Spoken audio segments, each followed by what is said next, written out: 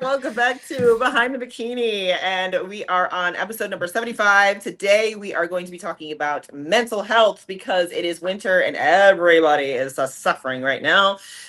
Seems like anyway, because we got a lot of clients that are complaining about this stuff right now. So not only that, but we've been sitting here bullshitting for the last, half an hour before we actually turned on the podcast. So you before we start, like, comment, subscribe, all of the fun things, hit them buttons wherever they may be. And you mentioned something about, it was so funny because as I was hitting record, you mentioned something about your dirty ass hair, right?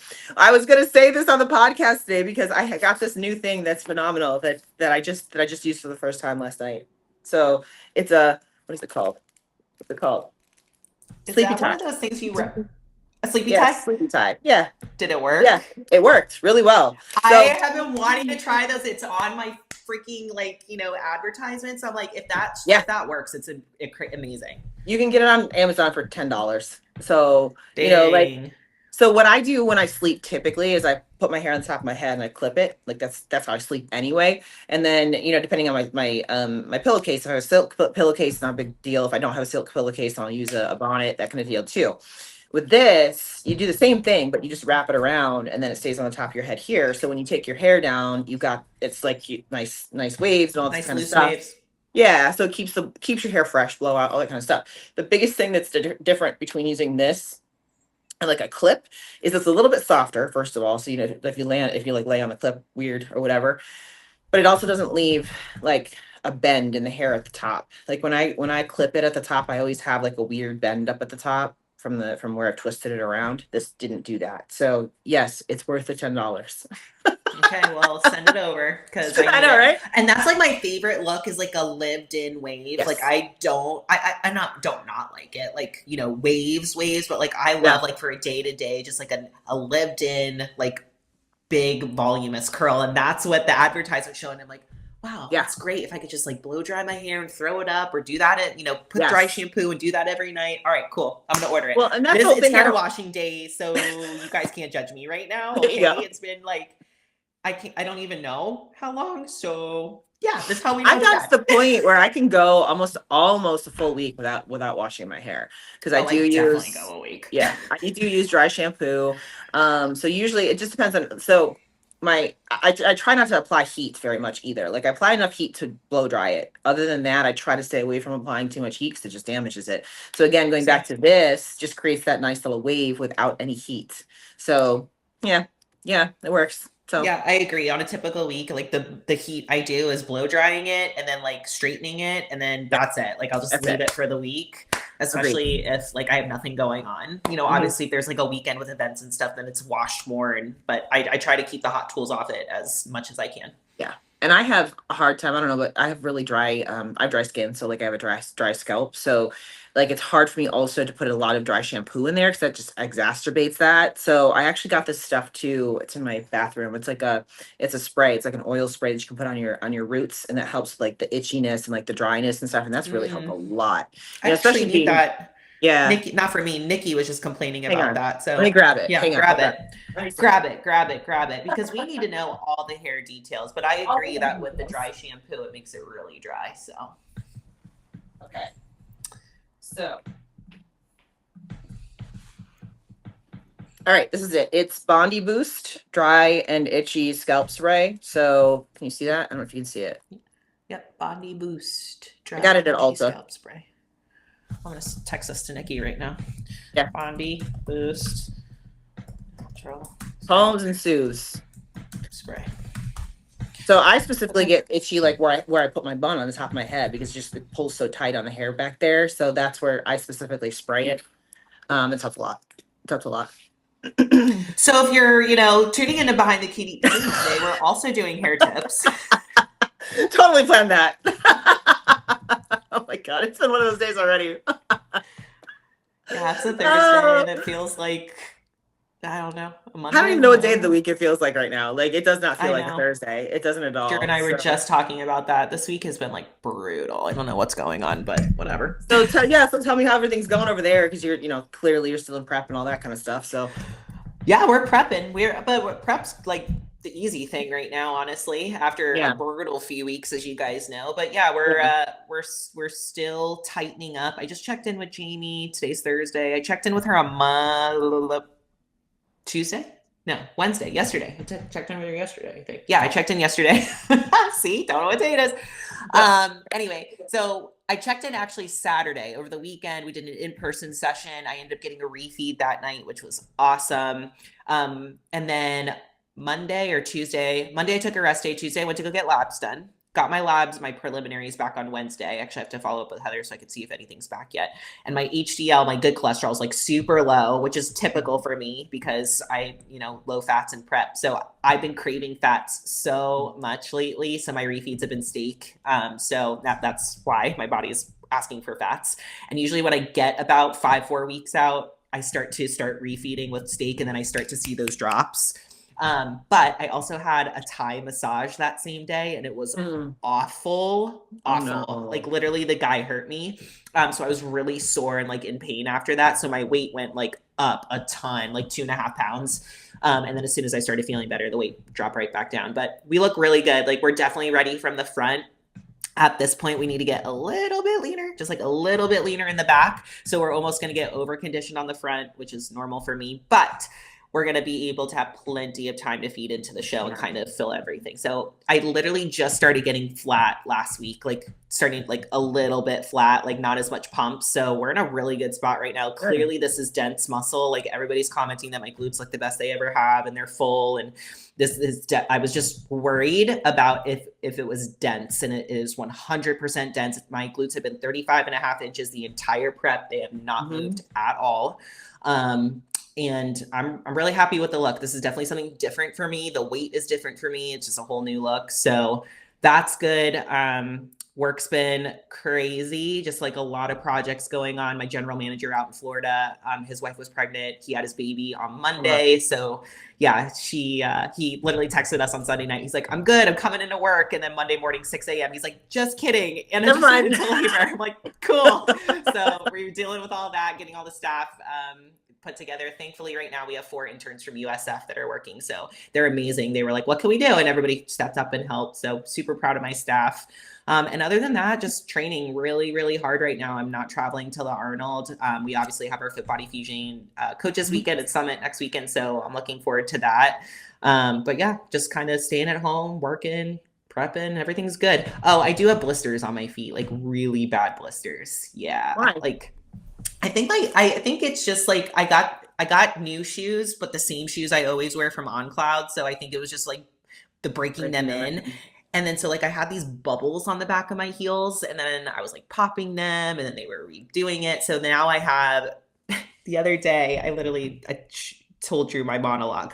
So I'm walking on the treadmill, and I have my Aloe high socks on and the shoes, and I started to feel the bubbles. So the monologue in my brain is, okay, well, just take your shoes off and keep walking. And I was like, well, I don't want to ruin these socks. Like they're kind of expensive and they're nice. So I'm like, do I just keep the shoes on and just keep dealing with the pain, or do I take my shoes off? So I ended up taking my shoes off and my socks off and walking on the treadmill barefoot. Stupid move. Now I have bubbles on the bottom of my feet. Oh no. So well, I was like, even if you keep the shoes on with the bubbles, that's still gonna ruin your socks because you're gonna get all that junk on there, like yeah.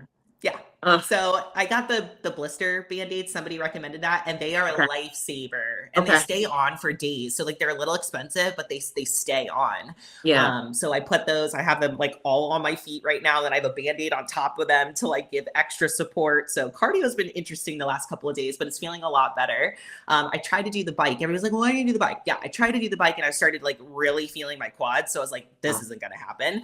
Yeah. So that's the only really thing I have to complain about prep wise. Isn't it funny how one little thing like a blister on your foot can affect the rest of your body? Yeah. And like walking, like your cadence, I was like, I just want to walk normal again, like be able to take the dogs on a walk, and it's just really slows you down. It kind of sucks. Well, and is Drew still having a hard time with was it Achilles? Is that what it was? His Achilles. It's about 90% there. It's about the 2 of you are like hobbling around together. Jamie, literally in a 1 week period, Jamie hurt her back and couldn't walk. I had something go on that week. Oh, my rib. And then Drew had the Achilles. We were all literally like hobbling around. I'm like, you would think that we were healthy, no issues. Oh my God. Kristen that week was like, all of you, what's going on? Wow. Okay, so I have another product suggestion. Hold on, I got another product suggestion. Okay. We're gonna keep going.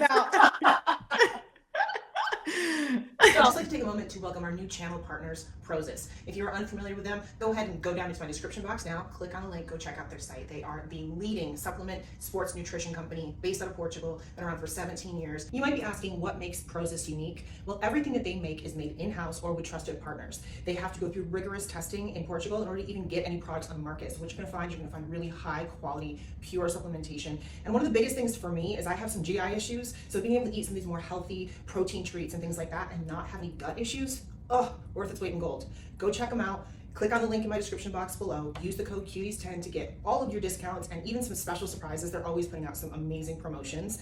Let them know that I sent you and let me know what you think. Thanks again for watching and thank you for supporting our channel. Now, go optimize your own athletic abilities and check out Prozis.com.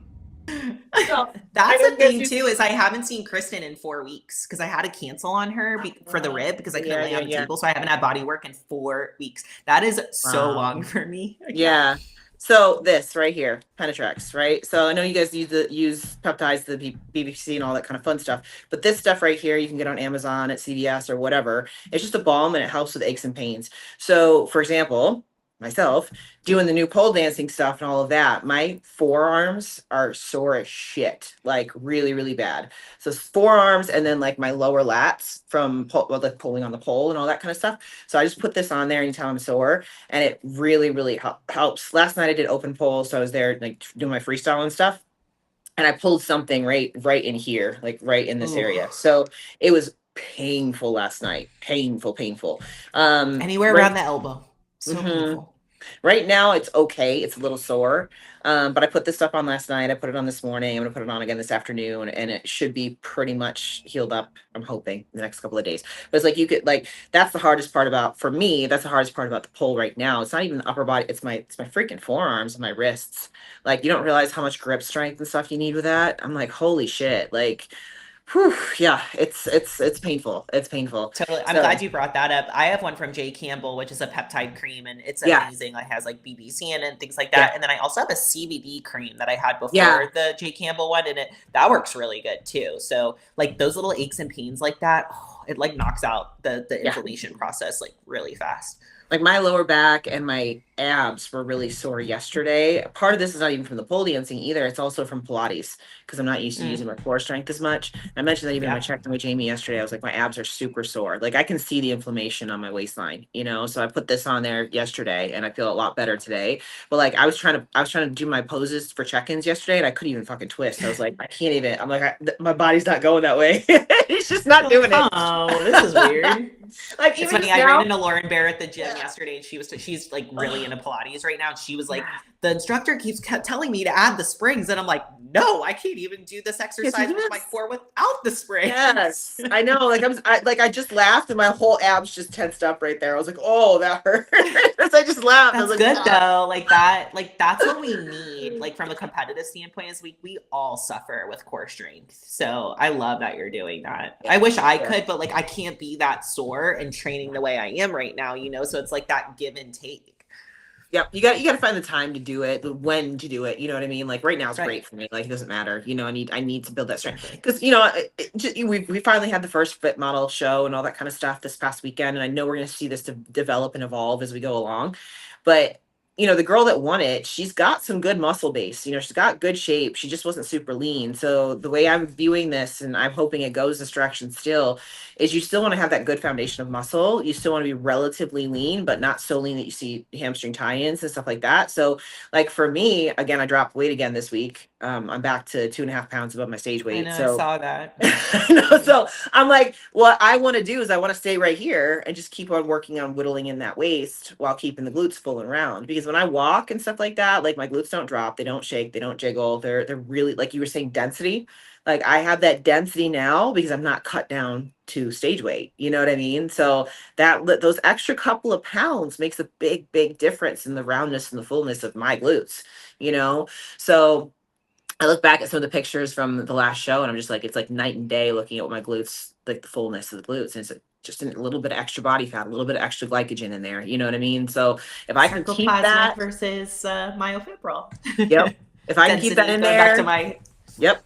If I can keep that there and just keep bringing that waistline in, that's the key. You know, that's the key. So yeah, that's awesome. Well, I mean, you're on the right track for it. I mean, I was really happy with what they picked, you know, from the first Fit Model show for sure. And I think that's at the NPC level, like, you know, pretty exact to what they were describing. Obviously, it's the first show, so the look and things are going to change, especially throughout the year. I think we'll have a pretty good understanding 6 months to 8 months in, you know, what the more consistent athletes are showing up and whatnot. But when I didn't obviously see it in person, it was in LA, there was no live stream. But when I did see the video of her walking back out, and I know you said this too, I immediately got Janet vibes, Janet Wang absolutely, vibes. 100%. Yeah, but just totally like that model look, like the polish was good. She had beautiful hair, beautiful makeup. Suit was a little small, which they already, you know, commented on, but just, I was really happy with that. You know, and that's why I made the comment when we were first talking about this, like, I'm not sure if I want to coach this because I don't want to coach somebody that we're not like training, you know, like I want some muscle. This is a bodybuilding show. So I was really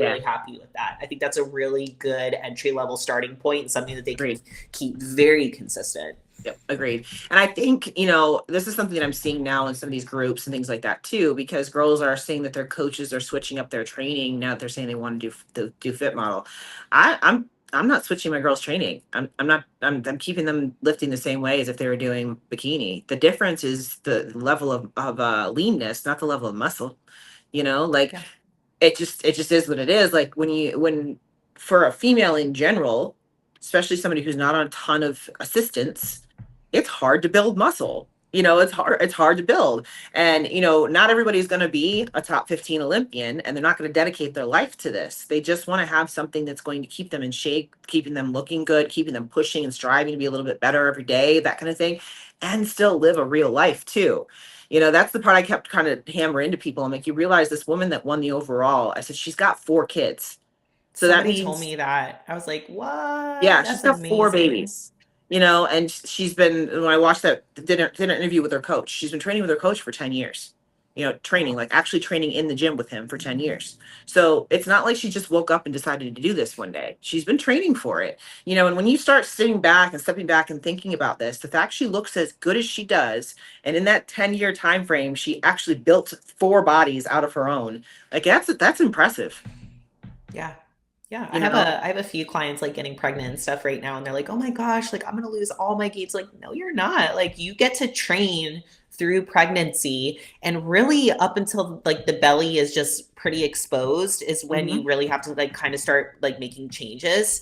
But it is scientifically proven that women that strength train during pregnancy have much easier labors and bounce back quicker postpartum. And keep their hormones more level through the pregnancy and postpartum, which is half the battle right there. You know, postpartum depression, hair loss, things like that are so prevalent, you know? And so if you could just train through your pregnancy, nothing changes, you know? I think a lot of people get pregnant. They're like, oh my gosh, I got to eat for 2 and I can't do anything. And it's like, no, you just continue to kind of live your life and stick with your healthy habits that you know, and you're going to put yourself in a lot better position and your body will bounce back.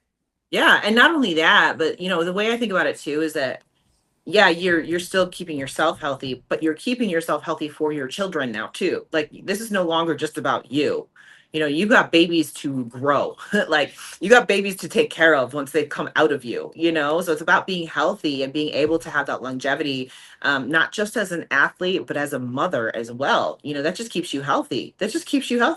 You know, and that's what I look at with this stuff. I'm like, I think this is like fantastic. You know, that takes a lot of work. Like, I'm sorry, I've said it 1,000 times. I can look the way I do because I don't have to get up and take care of kids every day.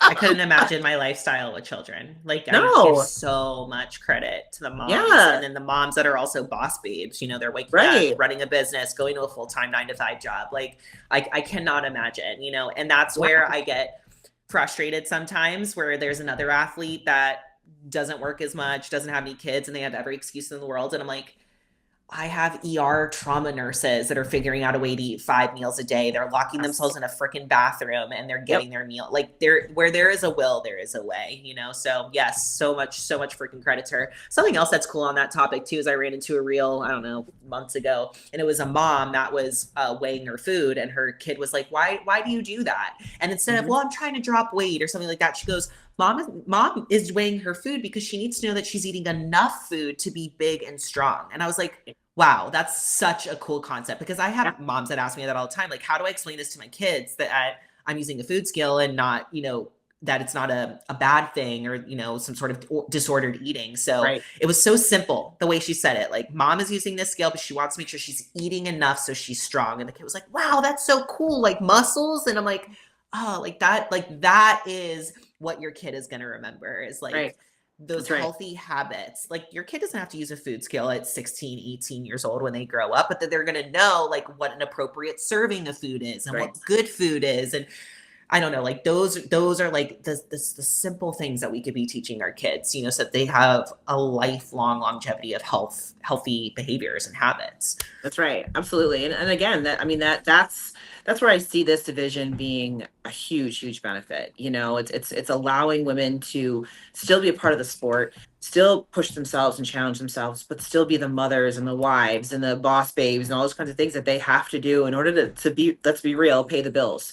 You know, like at the end of the day, for very few people in this sport, the bills get paid. Very few, you know, and it's just the reality of the fact, and it's a hobby for everybody. So, you know, again, I go back to, I have a hard time with people that are like, well, this isn't bodybuilding. I'm like, yes, it fucking is. I'm like, I'm sorry, but the way you guys have a warped view from social media. And here's the deal too. Most of those people that you see on social media that have these jacked physiques and they're showing all this stuff up, half of them edit all that shit anyway. That's the first thing. B, you got to remember social media is not real. They probably look like that maybe a couple of months out of the year, and the rest of the year they don't look like that. C, you know, just like all these influencers that rent cars and all this kind of stuff, they fake that shit. They fake it. Like they do something to make it look better. It doesn't mean they're getting paid for it. You know, they can make it look like they are, but they're not. Thousands to millions of dollars in debt. Yeah. Like, that's not a way to live a life either. Yeah. There was, so I started watching this, God, what is his name? It's a YouTube guy that does financial audits. I don't know if you've seen it, Financial Audit. No, but I think I know somebody that was on it. Yeah, there was a fitness girl, a bikini pro that was on it. That's why I started watching it. Okay, that's how I know. Yes, I do know what you're referring to. Yep. Yeah, so that's why I started watching this little YouTube thing, and it's just crazy to me the amount of money people spend trying to keep up an image, right? They try to just keep up the look of being successful when in reality they're not. You know, like it's just that's our world today. Just in general, that's our world today. Just because you see it on social media doesn't mean it's true. Yeah, Jamie and I were just talking about that. Like, you know, Jamie was in banking, you know, before this, and she would meet a lot of high profile people. And, you know, the wealthiest people would always come in and you would never think that they had the money 100%. In their bank account that they did. But then you have the opposite, somebody that doesn't have any money to their name, and they're, you know, in all the designer and the fancy car, and they can't even afford to put food on their table. It's a problem. It is, you know, and I know when I was in high school, like, you know, everybody was starting to get credit cards, and my dad scared the living daylights out of me. He's like, you are going to open up a credit card, but you're going to put your gas on it, and your gas on it only. And then you're going to pay it as soon as the bill comes in. Make sure you do not. And I'm like, okay. And I did. And then I had people that are friends that got into trouble real quick when they got those credit cards. They were just, and their parents had to bail them out. And I just think that like money management is so under discussed in our, like, I wish there was a class for that in high school. You know what I mean? Like, absolutely. No, I've said it 1,000 times. I'm like, where in life do we need to use like freaking what a rhombus is? You know what I mean? Like, we don't and a triangle. Like, we never use that shit. Like, I got a C in high school geometry. Haven't used that shit at all. Like, not once. Mitochondria. Okay, I guess maybe science stuff we use because of the whole like coaching thing. So I guess that's appropriate. But like I mean, I used to love the extracurricular activities like the home ec and like shop class. I used to love those classes, and those are real life. And classes. I didn't have that. And No? I wish I would have, like, to know how to sew. Yeah. Yeah. Like, those were not, I mean, I went to a private Christian school, but we had other things that were offered. But You would like think my that would be dad, even more beneficial at a private Christian school. I know. And it was like arts and, like artsy fartsy type stuff. And I was like, I don't want any of this. Like, I want to learn like how to be an adult. Like I from my childhood, like I was always like overthinking, like, I want to learn how to balance a checkbook. I want to learn how I'm going to be successful by the time high school's over, because like I only have till high school's over and then I'm getting out of here. So I just had a completely different mindset, which I was in a private Christian school. So you guys can put the pieces together on that, and dealing with a lot of wealthy people, perfect families, things like that. And I was, the black sheep. So I guess that's the reason why, but I agree. Like everybody's like, didn't you have home health? Heck, like, but like, why can't you like sew a button on? I'm like, I was never taught that stuff. Like that simple stuff. Nope. None of that. Well, this is funny too, because you went to a private Christian school for high school. I went to a private Christian college. Oh, really? Which one? I went to Roberts Wesleyan up in Rochester, New York. Okay. So it's a liberal arts. So same situation, very artsy fartsy type stuff. Things that I don't use now. Right. So I think it's so hard when you're in the ending stages of high school and going into the first 2 years of college. Like you have no idea at that point. And like we used to train youth athletes all the time. They're like, Jordan, I have no idea what I want to do. And I'm like, it's okay. You don't have to know what you want to do right now. But there's that pressure, the societal pressure from your parents and things like that. Like I was 100% certain when I was in college, I was going to be a physical therapist. I was accepted in the program. I was going in 6 months. Like it was done. It was a done deal. And I pulled out of that acceptance, so you just never know. You never know where life's going to take you. Well, same. I mean, I went to school for music performance, which I guess that kind of translated to what I ended up doing later. But then I changed my degree to education, just because I was like, there's no point in having a performance degree. Then I realized I didn't really want to do music. So I was like, well, maybe I can switch over to English. So I went to go check and see what, I could do. At this point, this was like my senior year. And if I had switched again, there were other required courses I hadn't taken, and I was going to have to stay for another year. And I was like, no, I'm just and not graduate. I'm just going to get my degree and leave. Yeah. I was like, even now I change stuff all the time. Like I was just talking about this. I just had a meeting with my sponsored athletes this week and stuff. I was like, the actual structure of my business now is changing. I mean, you have to evolve. Like you're never going to be in one place for the rest of your life. It just doesn't work like that anymore. Back in the 1950s, you would get one job and stay at that job for 50 years and then you retire and you're done. We don't do that anymore.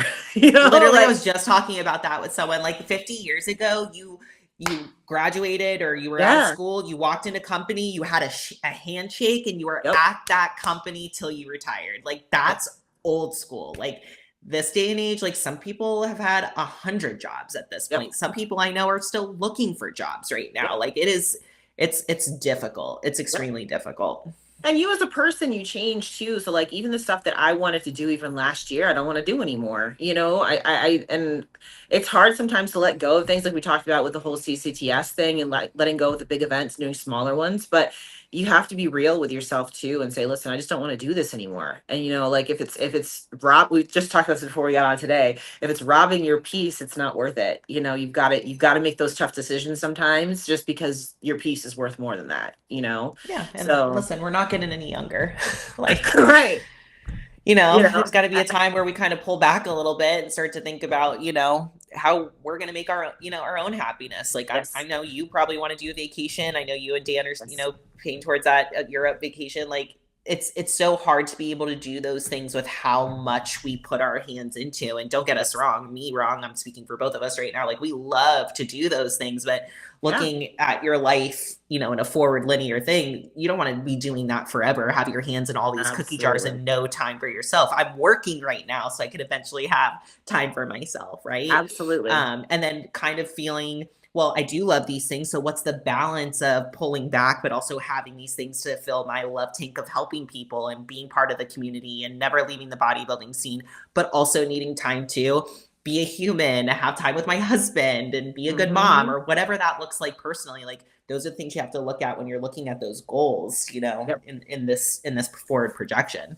Yep. And I think that's actually a good transition into our topic as far as like mental health is concerned, because you brought this up to me this week and it was funny because I was like, I'm having the same issue, the same feedback. There's a lot of people that we're working with. So I'm just in general, people in general, who are dealing with some mental health issues, specifically this time of year with seasonal depression and things like that too. And how do we manage that in this sport? How do we get through this? So what are some of the things that, your girls are kind of saying to you as far as the mental health aspect of it? A lot. I've heard, just like you said, like weather right now is huge, so there's a lot of snow and snowstorms and rain and just like that dreary weather. And a lot of people are very weather dependent on their mood. Yes. Like they need sunshine, and I get that. I totally understand that. So I'm hearing just a lot of people that are like, I literally just want to stay in bed. It's cold and rainy, and I understand that, but a part of that is you got to tap into that discipline. That's something I always say. Like people ask me all the time, like, where do you find your motivation? I don't have motivation. No. Motivation is a feeling, and it's fleeting. I find discipline. Like there are so many mornings that I would love to just stay in bed and have a slow morning and hang out with my dogs, but I can't. Like my brain just goes to athlete mode, and that just comes with time and practice. I think too, just it's the end of the season from 2024, and it's not exciting anymore, right? At the end of the season, everybody's excited, calories are going up, they're getting free meals, and they're getting like this off season, it's the holidays, they're distracted by their family. Well, now we're coming to the end of January where people are like, oh, I'm up in weight, my calories are up, this isn't fun anymore. How long am I going to be in off season even though it's been 6 weeks? So not really kind of taking the time to, where am I at? What am I working toward? What are my goals? And getting just more frustrated with themselves. I also have athletes that are coming to me and sharing with me now from prep last year, some things that I didn't know. They were struggling with something, or they weren't following their plan, even though I knew that, because the plan works eventually. Right. If it doesn't, then something's off. Right. And they're coming to me and saying like, hey, I just want to be honest with you. Like, this is what happened. I wasn't on, I was struggling. And, I just want you to know that now. So it's very difficult to navigate as a coach because we are handcuffed to what you tell us. I used to be the coach where if I thought you were lying to me, I would grind you until you told me the truth, but that never really helped anything. So at this point, I just have to take what my athletes say to me at face value and try to trust them as much as I can, even if my famous saying is 2 + 2 should eventually equal 4, even if it doesn't.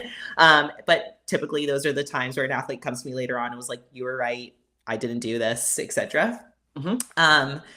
I don't know. It's extremely difficult to navigate. What I would say is when you're starting to feel these emotions and this kind of mental battle that you have going on in your brain, the first thing that I would ask myself is, what am I going to do to fix this? And I think a lot of people, almost, especially women, just get used to feeling defeated or feeling like a martyr or feeling bad, and they just accept that as normal versus pulling their bootstraps up and saying, I am not accepting this. What am I going to do?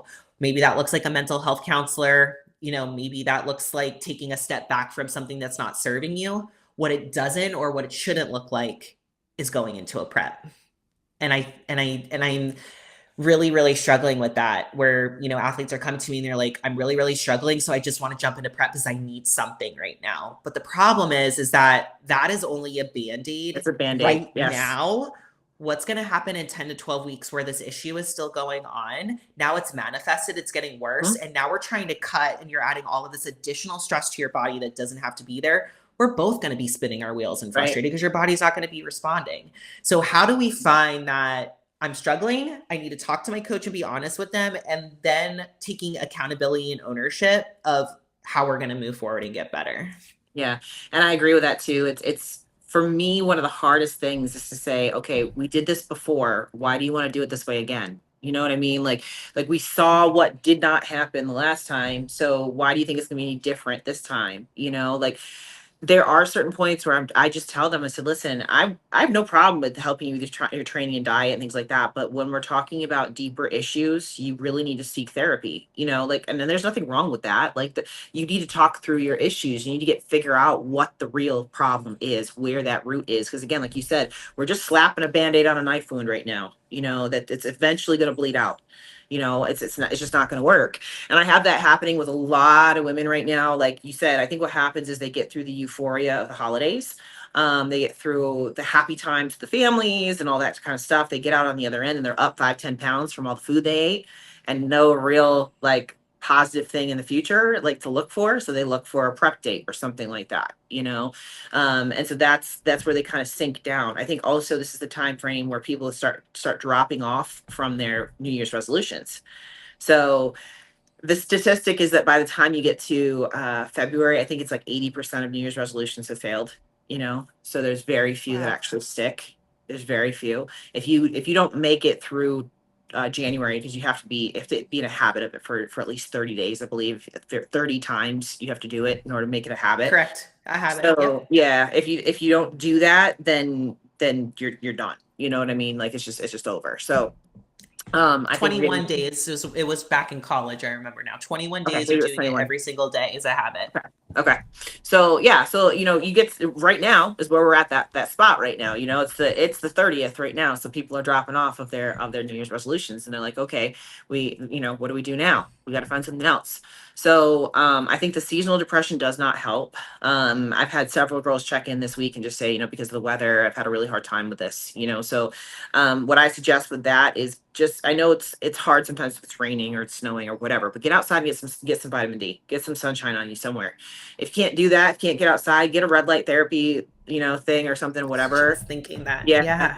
Get red light therapy. There's that can absolutely help just to boost your mood and all of that too. There's just a lot of little things you can do to try to do something stupid. Like I'm doing these pole dancing classes, do something that's going to boost your happy hormones. It's going to make you feel good. Go dancing with your husband, go to like a salsa bar or something, just make yourself go do something that boosts that serotonin, like that's going to make you feel better. Because we can sit here and say discipline, but if you don't feel good, you don't feel good. So find something that's going to make you feel good.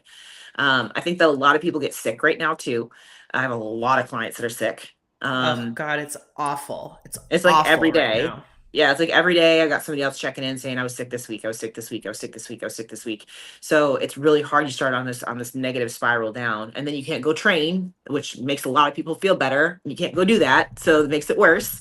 That's when I had COVID, it was horrible because that was the biggest thing for me. I'm like, I have no way of getting my happy hormones boosted during the day. I have nothing to do that. So I just fell into this like, okay, I'm just gonna sit here until I get better. Like such a good point. Such a good point with everybody being sick right now. And I know I have the athletes that are like, oh my gosh, I'm going crazy. I'm sick, but I can't go to the gym, and the gym is my happy place. Like, what do I do? I'm in a downward spiral.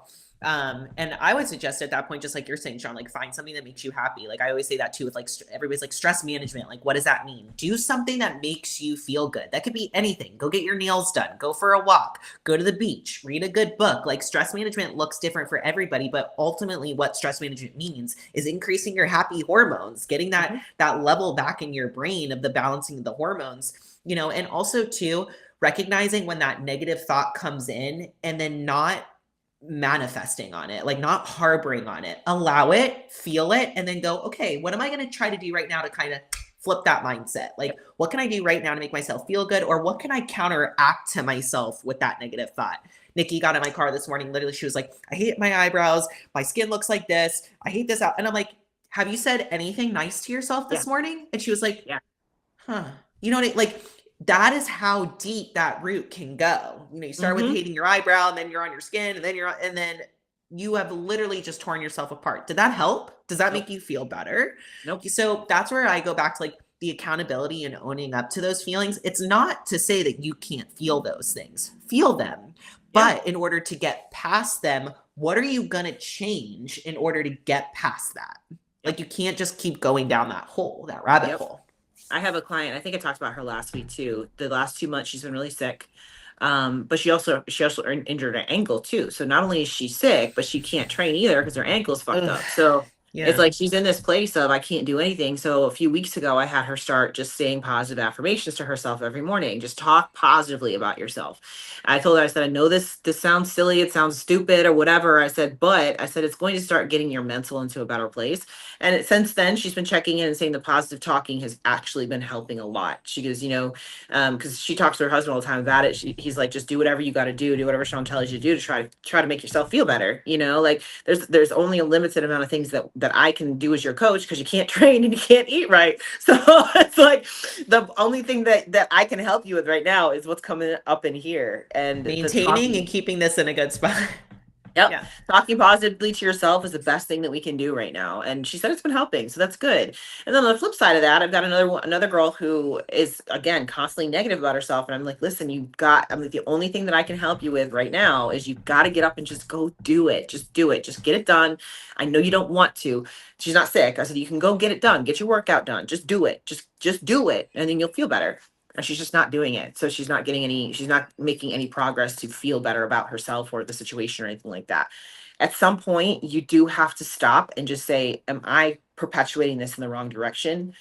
And even if it's not with the training and diet, okay, maybe it's going to therapy. I told her that too. I said, maybe you need to go get a therapist. That could be the direction to go, because the other option is you just wallow in it and it just gets worse and worse and worse and worse and worse and worse. So I'm that person. I want to try and find a solution to every problem, but I know a lot of people are not wired like that. Some people like to just sit in it and just like to, they want to find a problem for a problem. Yeah. I also say this, there's always a problem for every solution as well. Right. Correct. So yes. I had this conversation with one of my clients the other day because she actually looks phenomenal. She's in her 60s and she's very lean. Aesthetically, she's not, she doesn't flow together at all. Right. So I'm told her, I said, you need to eat more. I was like, that's the first thing. I said, we need to get your we need to get your flexibility up. So I changed all of her training. Right. And so when she goes into her training program, every time she tries to go and add like more compound movements and stuff, I was like, listen, we don't want to do that right now. I'm like, I know that you're comfortable with that stuff. I said, but we need to shape your body differently. Right. I said, and you'll get this body work done. I said, I know you think you're flexible, but you're not. I said, I can tell by the way that you're posing and things like that. And I said, and what's going to happen is once you get your body work done is we're going to find other imbalances once you start able to be able to move. And that's what I told her. I said, there's going to be a problem for every solution. So every time we fix something, there's going to be something else to fix. And, I do it with myself too. I was talking about how I got dry needling down on my one glute and that opened up my glute so I could feel my hamstring. I hadn't felt my hamstring and I don't even know how long because I don't remember what it felt like. So all of a sudden now my hamstring hurts because it's not conditioned and it's weak. I said, there's the problem to the solution right there. Right. It's always going to be something. It's always going to be something to work on, So every time that we take a step forward, we are going to have other things we got to work on to push ourselves forward. But again, we got to take that step. Otherwise, you just sit there and nothing happens. Nothing happens, or you backslide even worse, and it gets worse and worse and worse as you go. Yeah, nothing's worse than like the client that has the same issue, over and over and over again. And it's like, okay, this is the same problem. What are we learning from that? Right. Like, I don't mind if you have a bad week, as long as you learn from that week and then pivot into the next week, like take it as a learning lesson. 100%. I use the manifestation all the time. You know how many mornings I wake up and I'm like, I do not want to do cardio right now. And I flip and I say, you're going to go do cardio right now and you're going to make it the best session of your life. And I'm like, yep. Okay. And it just immediately kind of flips your mood. Do I actually feel that way? Probably not, but it does give me a little bit of motivation to flip that mind frame. I also use the 1, 2, 3 method a lot, especially this deep in prep where you're like, man, I really need to walk down to the mailbox right now and I need another 1,000 steps, but I really just want to sit here right now. So I'll literally go 1, 2, 3. And I just stand up and just move, just start walking. Once you get going, you just go, It's funny that you mentioned that method. It's funny you mentioned that because that was me last night. Because I'm sitting there and I'm watching like my Netflix up and I'm watching and it's 11 o'clock and I check my steps, right? And I'm at 4,000 steps and my step goal right now is 6,000. I was like, it's 11 o'clock. I'm at 4,000 steps. I'm going to go downstairs on the elliptical. And I got up and I went and I got my steps in. And you just get up. Like the more you just think about it, am I going to go? Am I not going to go? I don't want to go. I don't want to go. by the time you go through that, you would have been there by now. That's right. Like, and that's what I was like, 1, 2, 3, I was like, I could still I picked up my Netflix, I put it on my phone, and I went onto the elliptical and just started walking, and I got my steps in, and I still did the same thing. So I was like, it is what it is, and I got it all in before midnight. We good. Totally. Like, and I think too, like, to your point, like, I think a lot of people still, I think it's better for sure. I think it's still, people have a lot of negative connotation about mental health. Like, I know with most of my athletes that I suggested with, they're very open with it, but there are some, they're like, are you kidding me? Why would you suggest that? I believe in therapy. Like, I'll be the first one. I've been therapied my entire life, you know, but I've been very open on the podcast. You got to find the right therapist. And for a lot of the issues too, that I'll plug Celeste Rain's Turk here, like, as a competitor herself with like food issues, body dysmorphia issues, the things that we hear a lot in the bodybuilding space, she's so great at. She's a mental health counselor. She's a competitor herself. I know probably about 8 or 10 of mine that have gone through the program and absolutely love it. They said the first 4 weeks is rough, which any therapy program is going to be, but the enlightenment that they find at the end is amazing, you know? So I think that, you know, with the mental health, it's kind of like one of those things. It's like, is this seasonal depression? Is this like a weather thing? Is this just something that I need to change my behavior with right now to feel better, whatever that looks like? Or is this something more serious? Is this something that I'm noticing is becoming a thing that's not getting better and I'm not really sure what the tool is to fix it? That's where, with anything, hire a professional. If you know that you need help with something, you don't have the tool yourself to fix it, hire someone to help you find those tools to fix it. But it's becoming more and more and more prevalent in the bodybuilding space, and it's not talked about enough. You know, it is a sport that helps a lot of people with mental health. There's so many people with anorexia, you know, the food issues, bulimia, things like that come and they are now eating healthy. They're growing muscle, you know, but it can also do the opposite. It can make you more food focused. It can give you body dysmorphia. We talk about this all the time. It's very hard to understand what a normal body fat is anymore when you're looking at lean bodies all the time. You know, as coaches, we understand, but as, you know, before I was a coach, I didn't know. I was like, this is now normal, but it's not. It's not normal what we do. So I think having those different eyes and those different perspectives to help kind of reground you back into that is so important, because there's going to be life after the stage. And what are you going to do? You're not going to be able to walk around 8 to 10% body fat for the rest of your life.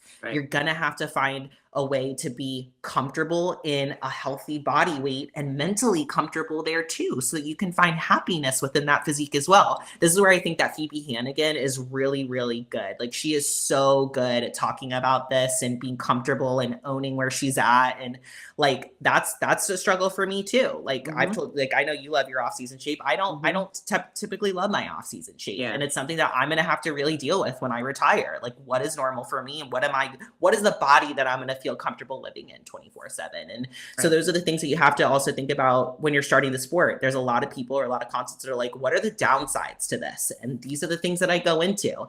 Bodybuilding can enhance your life if you allow it to, but it can also make things a little bit wonky and gray at times and make you feel a little crazy. Yep.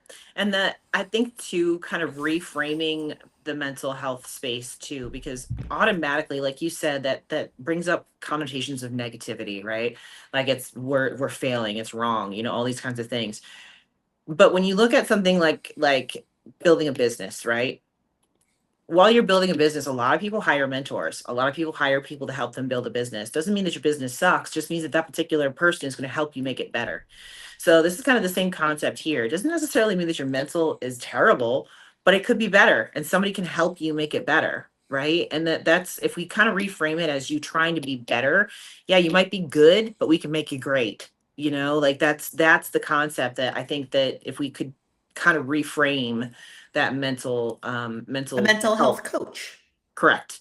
Just like anything else. Yeah, just like anything else. If you have a coach, that coach is going to help you be better. You know, it's not necessarily that you suck by yourself, but the coach makes you better, right? It's the same thing as trying to teach yourself posing. Like, you can do that and you're going to be okay. You're going to do all right, but a coach is going to make you better. And the same thing here, the mental, you can be okay on your own, but a coach or a mental health professional can make you be better, right?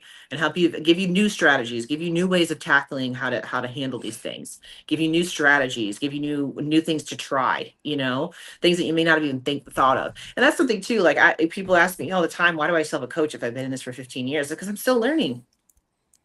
Always learning. Yeah. Always still learning. Always being a student. Absolutely. Absolutely. I know people Jamie that to us is our coach, but she's also our mentor, That's right. like somebody that has owned a business, built businesses, That's currently right. owns her own business. Obviously an amazing coach, an amazing friend. Like that's a mentor, like somebody that you want to strive to be and that has already trudged the path. She's done it right, done it wrong, learned from mistakes. And then that mentor sharing those things with you so that you don't go through the same thing. They already lined the pathway for you. Shortens the learning curve. We say that all the time. Like people ask why you should hire me as your coach or whatever. It's like, because I'll shorten your learning curve. I already made all the mistakes. Exactly. It's like, I already know where all the pitfalls are and I'm going to prevent you from hitting them. So you can progress faster than I did because I did it for you. I screwed up for you. Right. Absolutely. So anytime something negative like happens in a prep or like things that I like catch on, I'm like, this is awesome. It happened to me, but now I'm going to be able to help somebody else when this comes, like I always taking it as a learning moment. Yeah, absolutely. I think too, like the mental health too, like I say this all the time, but I think people really regress it, is that bodybuilding is 99% mental. Like if your mental is in the right spot, the physical is easy. Like if your mental's in a good spot, you're waking up, you're motivated, you're disciplined every day, you're loving your prep. Like it's easy at that point to go in and do the physical. It's easy to go do the cardio. It's easy to, eat the food. It's easy to get easy. I'd say that loosely, but you know what I mean? Like, but if you wake up and you're in a negative headspace, you're resenting the prep, you're resenting the cardio, you don't want it. Like that just makes it so much more difficult and your body's not going to respond. I say that all the time, guys. And that I am a 100%. If I am in a negative headspace, I'm not dropping weight that week. Like it is totally mental for me. So if you are in that negative headspace and in this loop where it's never ending, throwing in a prep into the mix is not the answer. And I would encourage you to, like, if you have started, an off season and you've committed with your coach for a long-term off season, whatever that means to you, 6 months, a year, whatever, go back and look at your photos and do comparisons, because you should have a goal, right? Like you went into off season, we're trying to build X, Y, and Z. Well, put your check-in photos side by side and ask yourself, have I made improvements? Because if you haven't, you're pulling the gun too fast. It's an emotional response. You're feeling like, oh, my body fat's a little high and I just want to get lean. Like, no, we need to switch gears a little bit. No, my glutes haven't grown, so I need to settle in. And what am I going to do to feel comfortable right now settling in? Yes. And fixing, like you said, fixing the root of the problem versus what is on the surface, and that's a big deal with a lot of people with the food situation. It's like, okay, we could just cut you again, but guess what? You're going to come back and rebound and be even worse. It's going to be even worse the next time around. So, it's finding the root. Again, going back to, don't just slap a Band-Aid on the knife wound, and then just little life stuff too. Something else that you mentioned triggered something for me when I was checking in yesterday, because, one of the biofeedback questions that Jamie asks is, how's your sleep? And I'll be the first to admit my sleep has gotten better, but it's not great. Since I've been doing this whole back and forth from East Coast to West Coast. And I said, and the reason why is because of my brain. It's not because of the environment that I'm in, but when I'm here on the West Coast, I know I'm 3 hours behind all of my clients that are on the East Coast. So when I wake up in the morning, I'm already behind. I'm already behind. So my brain does not allow me to shut off and actually sleep as long as I need to sleep. And that's the hardest part for me. That's the hardest part for me. And she was like, automatically, she was like, I know exactly what you're talking about. She goes, I have the same problem, and it's difficult because I know I have girls over on the East Coast that send their check-ins to me at 3, 4 in the morning. That's when I'm going to bed.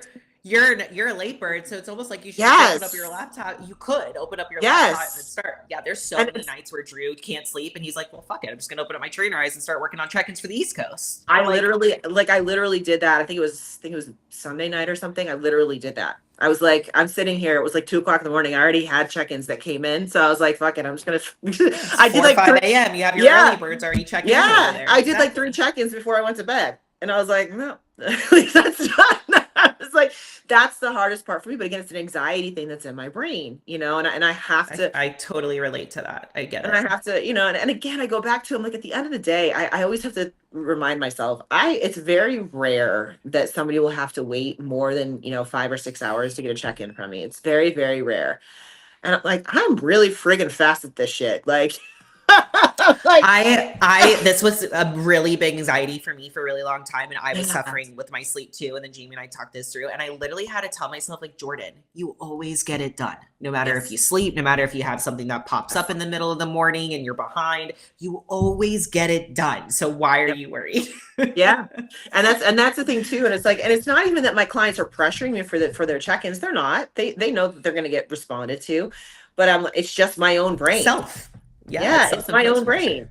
I'm just like, I was like, I got it. Because then what happens too is like, good example, on Tuesdays and Wednesdays, we have Fit Body calls. So like if I don't get everybody done before the Fit Body calls, then I'm sitting there and there's another like hour, 2 hours where I'm sitting there on the call and I'm thinking in my head, I need to get these check-ins done. I need to get these check-ins done. I need to get these check-ins done. And then I have posing sessions and I'm like, I need to get these check-ins done. And I'm like, oh my God, like my brain is just going nonstop, and it's just like, it's hard. It's hard. That's a mental, I totally relate to struggle. that. All of that anxiety I deal with too, and it's not a bad thing. It's what makes us a great coach, right? Like our clients never have to worry. They know that they're always going to get a response from us, but it's also the thorn in our side because it doesn't allow us to fully relax. Like I'll send a message out to the group, like, I'm so sorry, my plane's late. And they're like, Jay, you're fine. Like take till tomorrow if you need to. And I'm like, no, I got to get it done right now.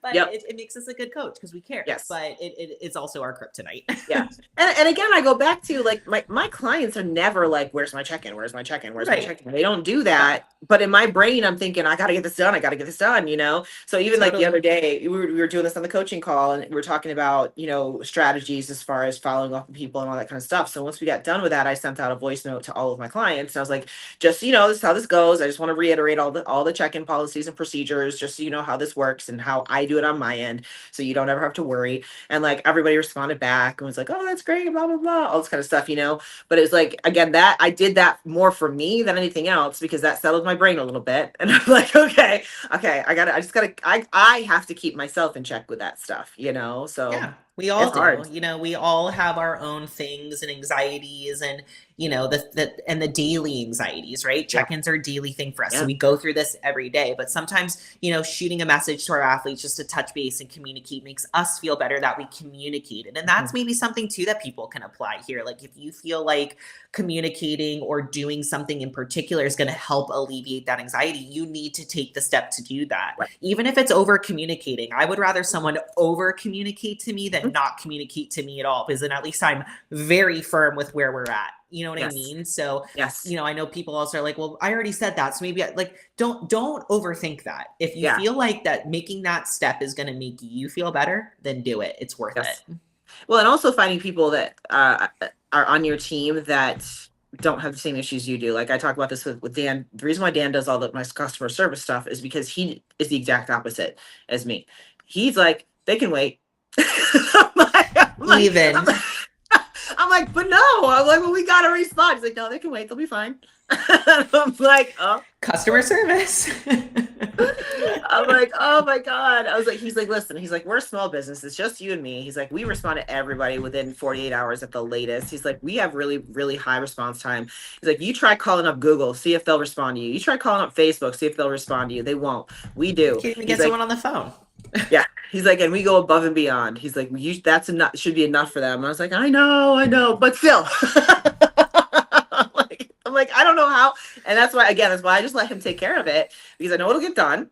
And then I can take that piece of anxiety up off my plate and say, I know he's going to take care of it, So, well, that's something too, is like recognizing your strengths and your weaknesses. Yeah. Like, I don't know about you guys, like finances. I freaking hate dealing with finances. Yeah. It makes me nervous. It makes me anxious. Like we have so many account moving things. Like, so Drew says, I deal with that. But he doesn't want to deal with the nitty gritty, the day to day, talking to the accountant, emailing. But I do that. I'm good at that stuff. So finding what you're good at, and like, if I had to do the finances, I would be a crazy mess all day. And if he had to answer 5,000 emails all day, he would be a crazy mess. So if you have a partner, communicating with that, and also delegating, I know both of us, we, especially as business owners, we love to do everything ourselves because we have a very particular way of doing things.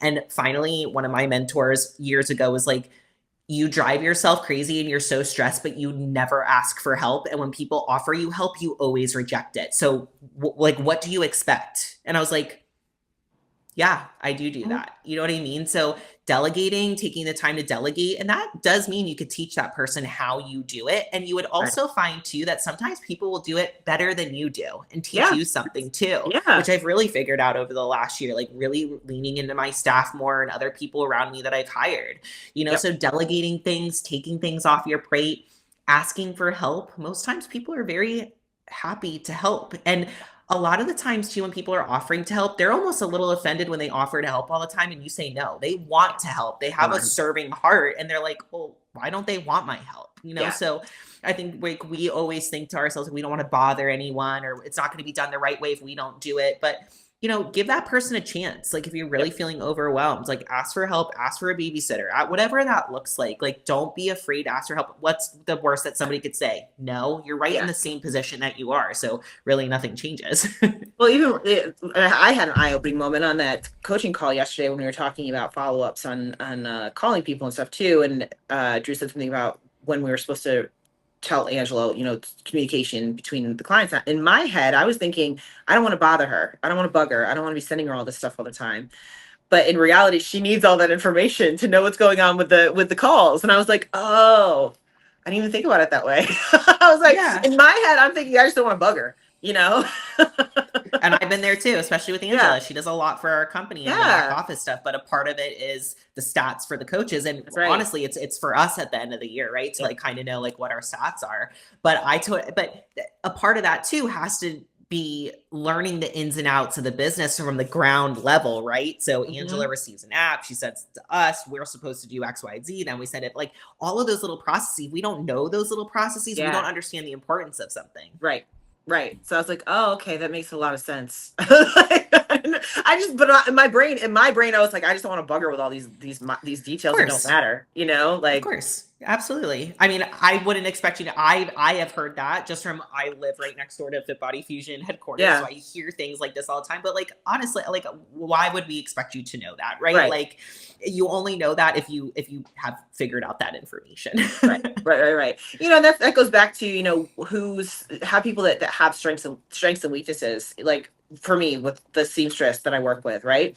I'm really good at putting together designs. Like engineering is like my thing. Like I know how to fit puzzle piece A into puzzle piece B. Like I know how to do all those things. But when I do that, she constructs it a whole lot better than I can, right?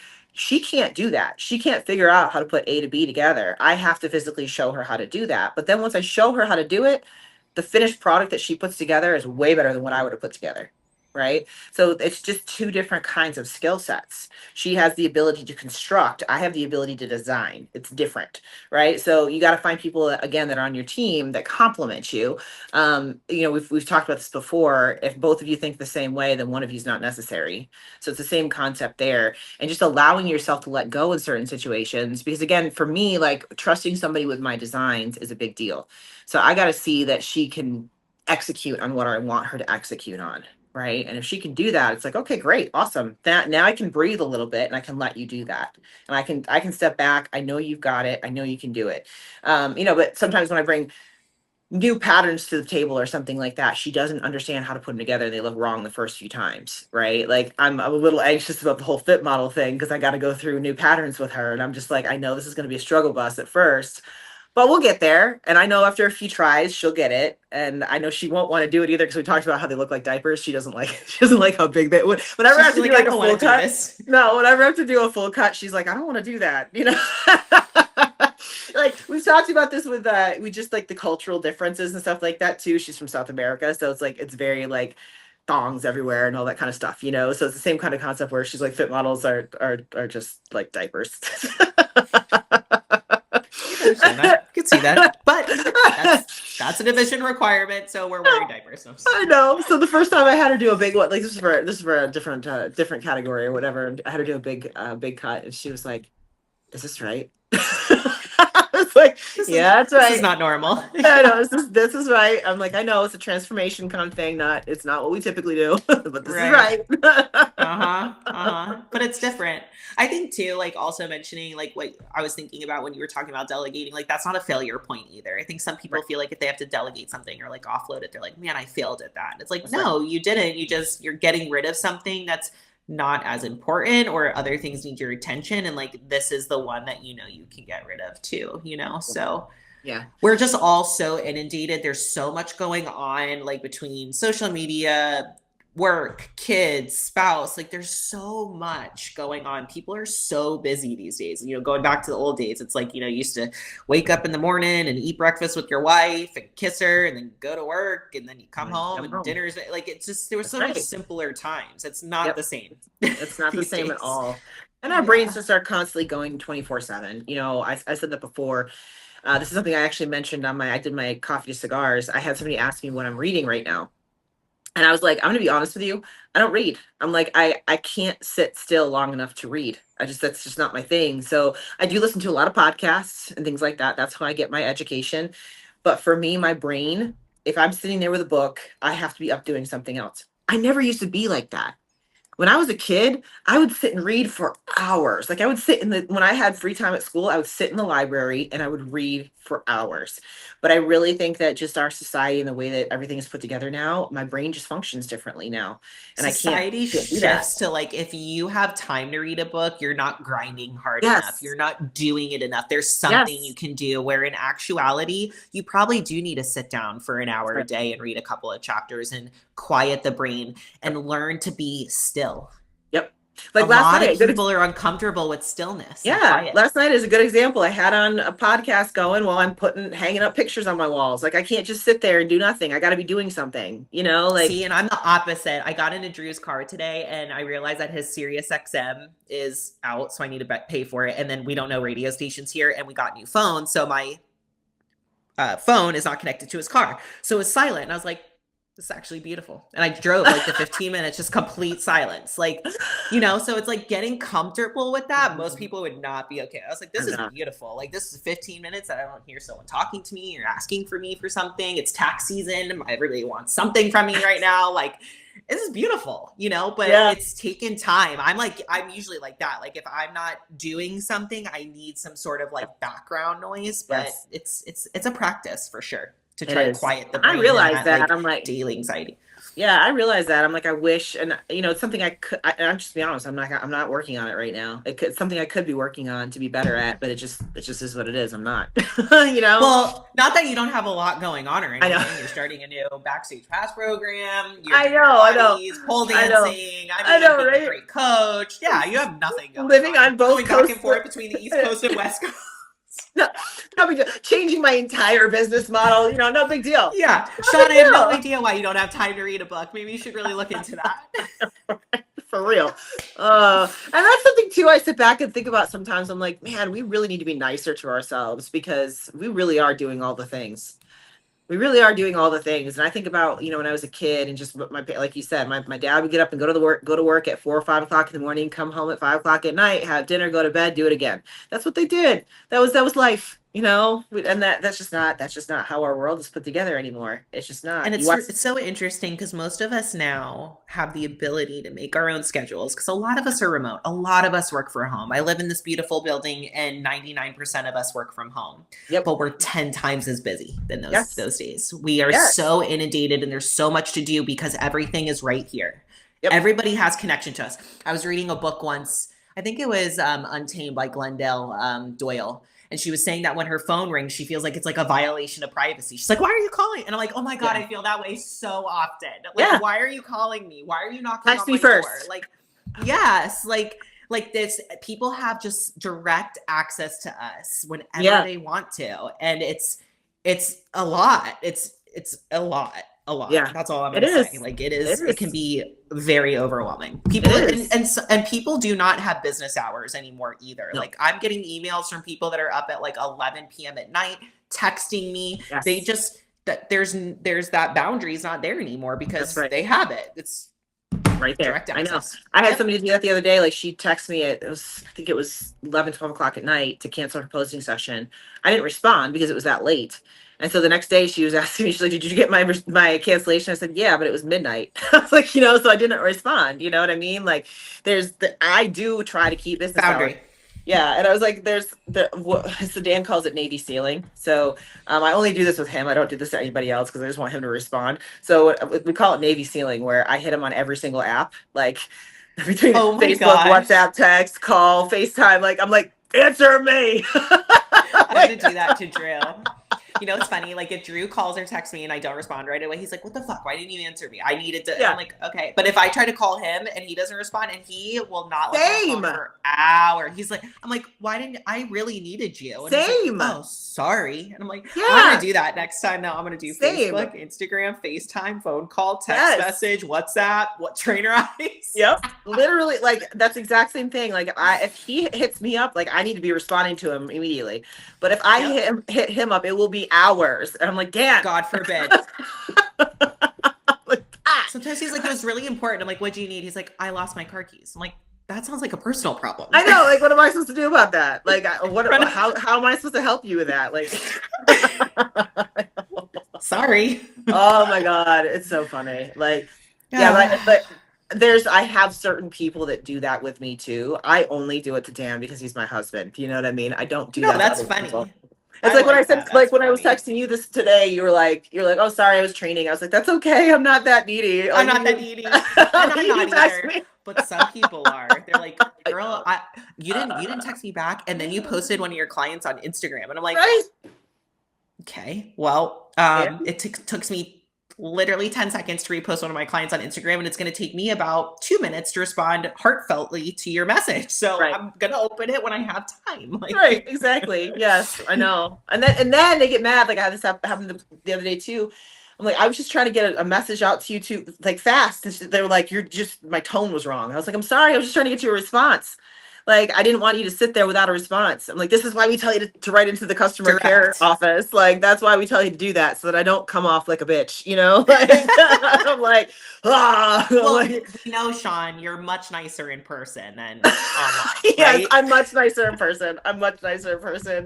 I guess. I love you, again, going back to, I think it's tone of voice. This is what I say all the time. Like, I do a lot of my check-ins. I talk to them on their check-ins, and I know you don't do that a lot, but I do that a lot because I want to be able to have my voice inflection come across and not make it sound like I'm being, too hard. You know what I mean? Because I'm not. Oh, I never am. Too. Yeah, I never am when I'm writing it, but when they read it, they're in a different emotional headspace, and so like that, it comes off to them wrong, and I'm like, okay, if I just talk to you through this, I think this will be better. You'll hear my voice. Absolutely. Yeah. Sometimes when I know I'm being direct, I'm like, I just want you to know that I know tonality is not being observed right now, but I'm not mad. I'm not mad. Being direct. That's right. That's right. Yes. So with that, let's move over. We've got a few, let's just like 1 or 2 questions, and then we'll finish it out for today. Perfect. All right. We did not do this one last time. I thought this was a cute one. What is your favorite pose to hit on stage? It's the new fit model pose. That's my favorite one. Yeah.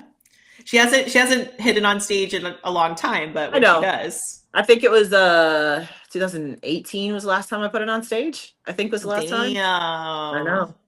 Back around. What, I know. 5 years later? Yeah. Because again, I go back to like, I don't, my waistline looks better when I hit that. My legs look better when I hit that, all that kind of stuff. So like, my physique looks way better in that front pose than it does in the traditional bikini front poses. It's so funny. As soon as you hit that pose, I'm like, damn, she's it. She's fit model. What about you? What's your favorite one? My favorite pose is my entry pose. So like when I come out and I swing around and I do the arm down, some people call it the lawnmower pose. I don't know. I just call it lawnmower pose. But it's like my signature. Like everybody's like, oh, that's Jordan's signature pose. Yeah. So okay. Yeah. Coin my signature. A lot of people like that pose on themselves when they've got that like high upper pop of their glute, which you have that in that pose, So, but I see some people, the way that you can't execute that well is if you have a little bit of lower ab pooch, and if you don't have that pop on the top, you don't have either of those. So I yeah, but some people, you're right. Like some people tend to like dip in that one, and then their stomach goes down, so you have to be really careful with that one. But I love that one because it's like obviously the first pose, but it gives me a second, and my eyes are not on the judges yet, so it gives me a second to breathe. It's like my entry. Like I know what's about to happen. I go, and then I open up that front pose, and lights are on for me. So it's just kind of like my mental moment for myself. Yep. I do like my initial pose when I walk out too. It's the one where I stand, like it's the model pose, then put the hand on the hip. That's almost like a modified version of the front pose. You know what I mean? Don't have the foot out, but the rest of it is structured the same way. So I do like the initial pose too. I think that's actually a really very good point. easy transition. Yes, I think that's a really good point. Actually, you need to pick a pose, like your entry pose, that you're really confident in. You know, I think that's important. And in the NPC, you just need to come out with a really strong front pose. Yeah. But you could do like a little entry pose. Okay. This was a good one. What is the best way to go about starting a new training block? I feel like it's a really broad question. It can be answered a couple of different ways. It is. So, depending on how your coach actually puts your stuff together, like I know for us, we do everything through Trainerize. So what I recommend and what I do is I go through each one of the workouts and I watch all the little instructional videos that are included with each one of the exercises, just so I kind of get a feel for what I'm going to be doing. So then that way, when I go into the gym, I'm prepared and I know like which pieces of equipment I'm going to use, what bands I need, all those kinds of things. Right. And then like the first few weeks, if I'm getting used to a new exercise, I watch those videos prior to doing the exercise. So then that way I know that I'm doing the form correctly. I'm feeling it where I'm supposed to feel it, that kind of thing. So until I actually have a really good feel for that particular exercise, I don't just automatically go and try and do it. Like I don't read the name of the exercise and think I automatically know what I'm doing, Yeah. Because everybody has a different way of coaching it, instructing it, especially I know for us on Fit Buddy. Yeah. And I was going to say all of that. Yeah, and there's the in the summary thing too. We always talk about what we want to be focusing on. Oh, I lost my light. Hold on. There we go. I knew that was gonna happen. That my little ring light is on a battery, so it's dead. So I have another light right here. Anyway, so that's what I like to do. What about you? I agree with all of that, like making sure that you watch the videos beforehand, get a good grasp, like you already have, a plan getting into the gym. But I also wanted to say, not really focusing on progressive overload or heavy weight training those first 2 to 3 weeks. Like the first 2 to 3 weeks of a new training block is like what you said, Shawn, is like learning the movement pattern and the proper activation. And then like even week 2, still getting confident within that movement pattern, like doing it again, filming yourself every session during those first 2 to 3 weeks as well to spot check your own form to make sure it looks good. Oh, okay, I'm still doing this. Like, let's fix this. So a lot of re-education, learning. Then by week 3 or 4, then you start really working on the progressive overload. And also continue filming your training all of the time. Obviously, you guys know I film my training a lot. I do not film every day. I film my sessions every other time. So like glute day this week, I filmed. I will not film glute day next week. I'll film glute B day next week. So every other week I'm switching off on my sessions.